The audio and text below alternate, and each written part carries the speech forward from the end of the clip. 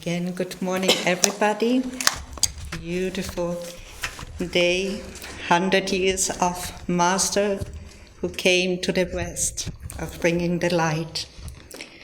I want to begin the talk with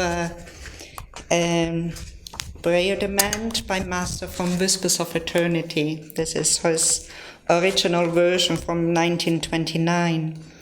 It's demand for the rising of the aurora of intuition. O infinite spirit, thy presence is equally hidden behind the warm rays of the sun and the cool moonbeams. These lights, which reveal only Dame Nature's gorgeous robe of matter, and not thee, are but darkness to me. Thus, thy all-revealing great light hides behind the darkness of matter-revealing lights. Take this darkness away when I sit with eyes closed, surrounded by my own darkness. Cause to blaze up in me in splendor the aurora of intuition, that in its light I may watch thee with worshipping eyes. So now coming to intuition is simple, intellect is complex. There's a very beautiful story from ancient India. There was in ancient India, in a very peaceful village, coastal village, a fisherman. He was very simple, hardworking, honest, with a beautiful heart. And there was a Hindu priest, or also in India called Pandit. He all the knowledge of the scriptures, a great intellect, very strong. But it seemingly he didn't have so much money. So he went to get the fishes from the fisherman on credit. And time goes by, the debt grows, and the fisherman always gives the fishes to the Pandit, to the Hindu priest. And on a certain point, it really becomes a lot. And so the simple fisherman comes to the Hindu priest. "Oh, honorable sir, I have a question for you.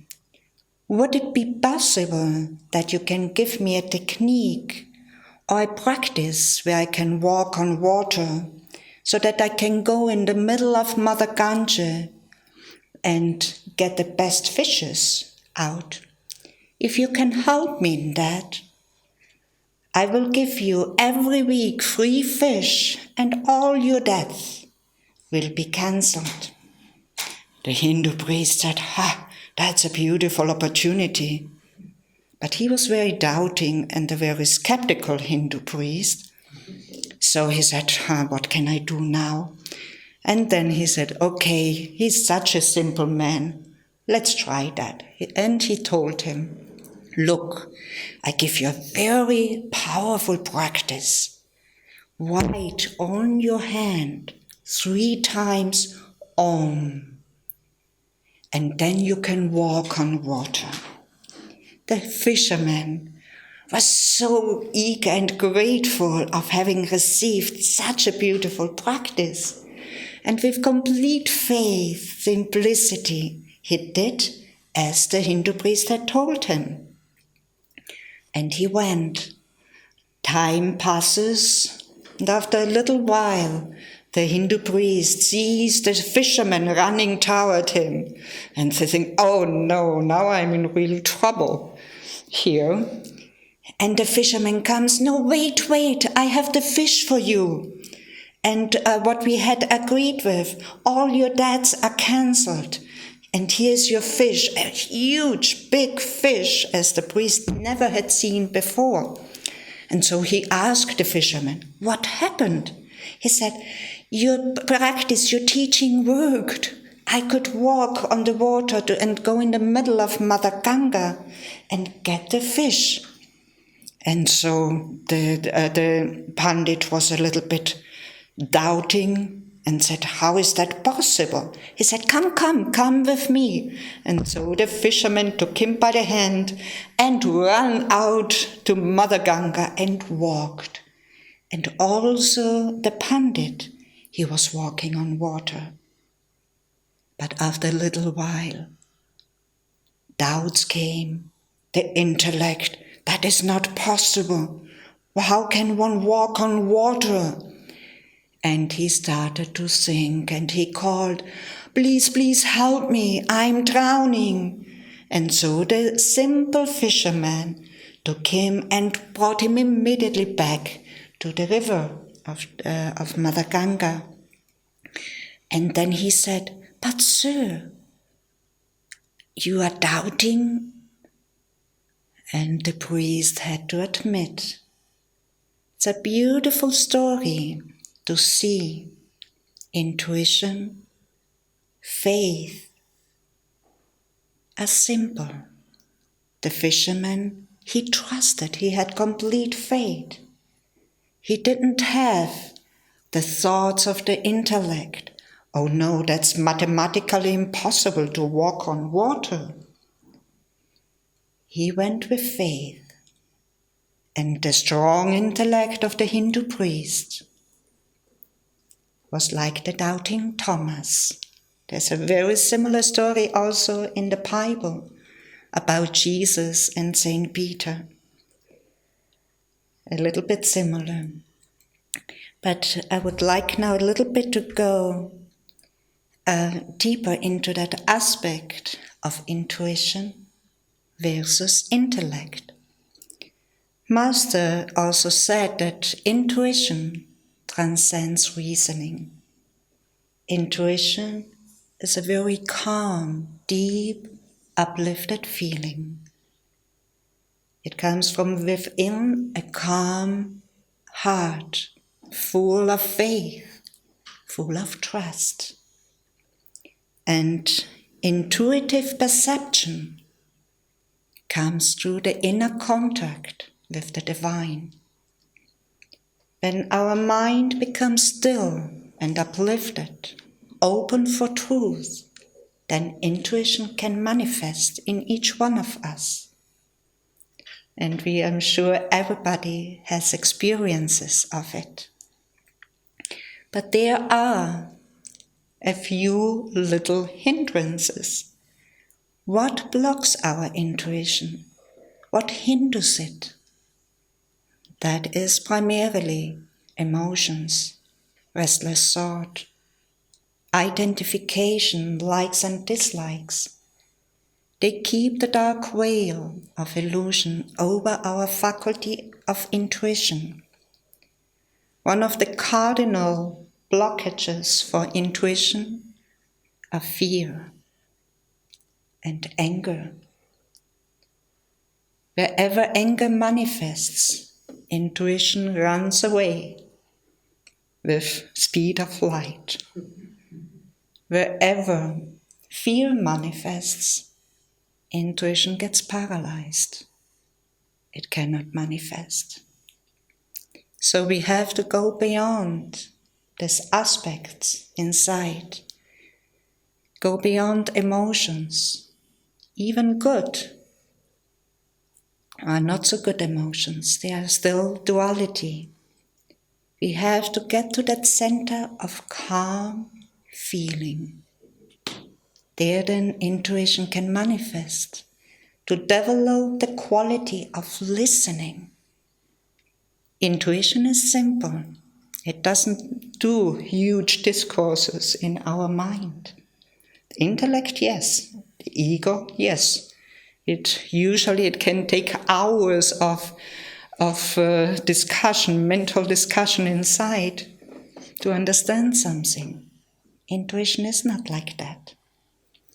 Here I want to share a few little experiences of intuition connected. The first one is connected with fear. That was many years ago when I lived still in Rome, in Italy, and I just had a rediscovered master in the autobiography of a yogi.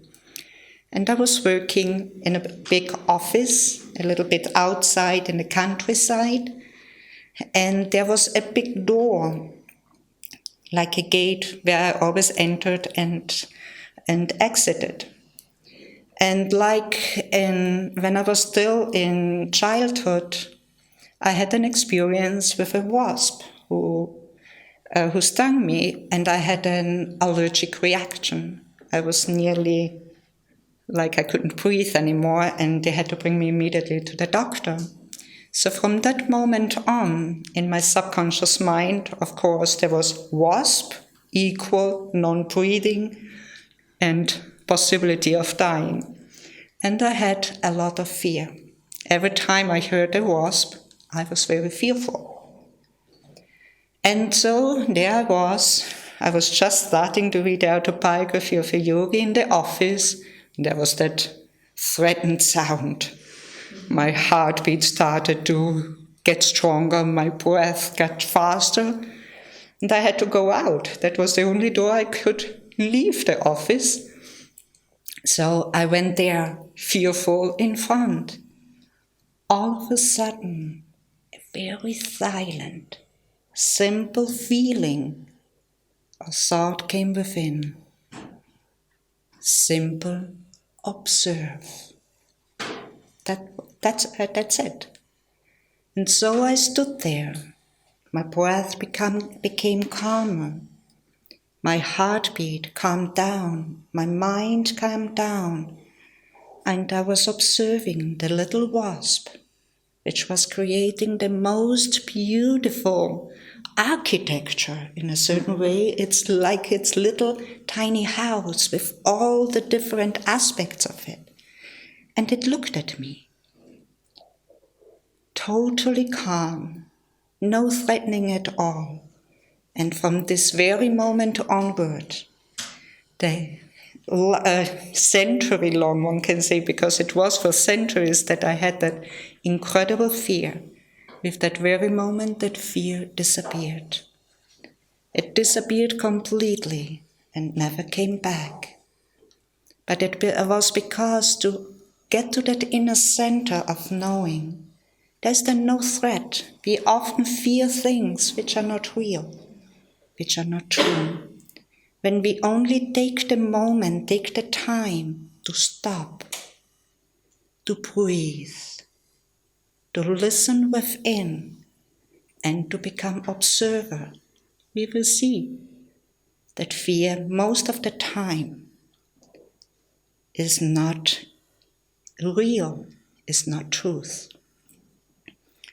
Then another little story about listening, because most of us, we are very habit-bound. We do things habitually, always more or less in the same way. And there was a period of time where I was traveling from Anandasisi up to Austria, back and forth many, many times. And I went always the same route, very scenic, from Ravenna to Venezia on the country road, beautifully along the lagoon. And I'd always did it. I didn't much think about it. I took that road because I liked it. I enjoyed it. And one time when I was driving up, all of a sudden, again, a very simple thought came. Take the highway. Nothing else. So no big discourses why and the reasoning for it. Simply take the highway. And I listened to that thought because I felt there was no doubt inside. And I took the highway and I went. It was a little bit longer, more kilometers. But then I was a little bit curious and thinking, that was interesting. I followed that guidance, but let's see. So I listened. Usually I don't listen to the radio, but there I opened the radio for the news about the highways, the streets, and different things. And there was a big accident exactly on the road where I usually always took with a camion, and it was more or less at that time where I would have passed. So that is again, intuition doesn't doubt. If we only would follow more often that calm inner feeling, that very subtle, simple messages which come to us, we could avoid very often a lot of troubles, isn't it? And that is how intuition very often works, because intuition is connected with truth. It's connected with our soul, with our true being. And it's lesser connected with the appearance. Our rational mind usually sees what is the appearance, but our intuitive faculty can perceive the truth behind everything. And I think especially now, during this period of time, it's very important to take time, to use even lockdowns, to listen, to feel, to go beyond, take time to meditate, take time to listen, to observe, to feel others, so that we are in attunement with our true calm nature. That intuitive faculty in us, also when Master said, to be unshaken in a mist of crashing worlds, that is a strong statement. But when we are in that state of calm, state of pure feelings, of pure intellect, untainted by our identification, we can stay unshaken in the midst of crashing worlds quite easily. And it can become even a great blessing. There very shortly, how long do we still have? You're fine. Very shortly, an experience about staying unshaken in the midst of crashing worlds. I found myself in a situation up in the Himalayas above Uttarkashi, in a little place with a few friends of mine for a little retreat. And there it was raining quite a bit. So there was crashing worlds. At least the bridge were crashing, the houses on the other side of the river were crashing. 10,000 people lost their lives in that disaster. And we were up there, a few of us. And it's not so easy to stay unshaken. It's not so easy to be calm, with calm feelings, when you see all around you is crumbling. Buildings, in the matter of seconds, they were gone in Mother Ganga, in that power of that river.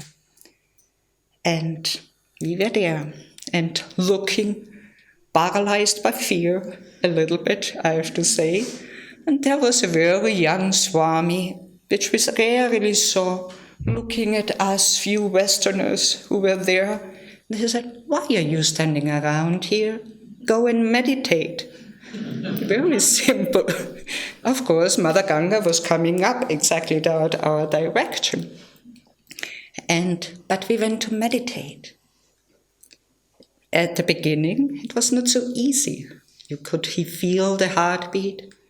You could perceive the thoughts, emotions coming up, of course, but then one could meditate, and it was very blessed. When we came out from that meditation, everybody had tears in their eyes. Mother Ganga had withdrawn, and there was a halo of light around that place. So when we stay unshaken in the midst of crashing worlds, when we tune in to the intuitive faculty of our soul, miracles can happen.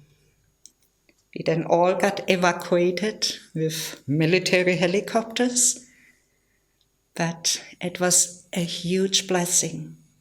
And I'm grateful that I could have that experience, even if it was very challenging. But it showed all of us the power of being unshaken.